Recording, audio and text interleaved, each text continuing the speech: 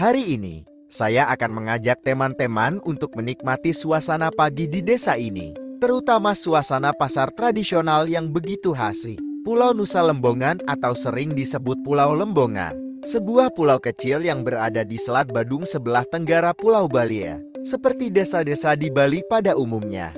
Suasana desa ini sangat terasa khas dengan budaya Bali, mulai dari arsitekturnya yang indah hingga keramahan masyarakatnya. Pasar yang kita kunjungi ini berada tepat di bawah pohon beringin besar yang usianya sudah ribuan tahun. Leluhur Bali tidak salah menanam pohon beringin di tempat keramaian seperti ini. Pohon beringin ini memiliki manfaat secara skala dan niskala.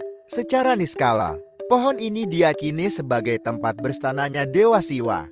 Pohon ini juga sangat berperan penting dalam pelaksanaan upacara ngaben, terutama prosesi upacara Ngangget Dingin. Dengan daun yang sangat rimbun dan batangnya yang kokan, pohon beringin memberikan kesejukan dan keteduhan bagi siapa saja yang berada di bawahnya. Pohon ini diyakini sebagai tumbuhan sorga, tempat anjang sana para pitara serta dewa-dewa. Dalam upacara keagamaan, pohon beringin selalu digunakan.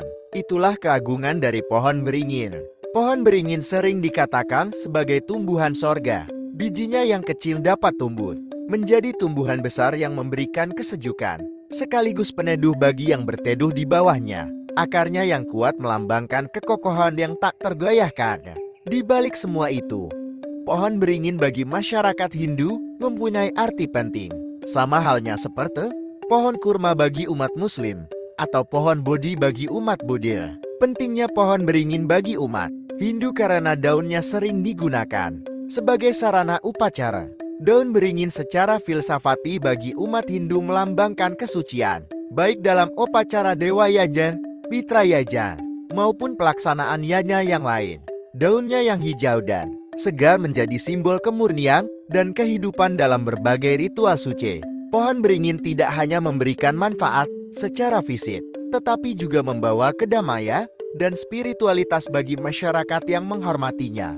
Menjaga dan melestarikan pohon beringin adalah bagian dari upaya menjaga keseimbangan alam dan warisan budaya. Secara skala atau nyata, pohon beringin dikenal sebagai salah satu pohon penghasil oksigen terbaik di dunia.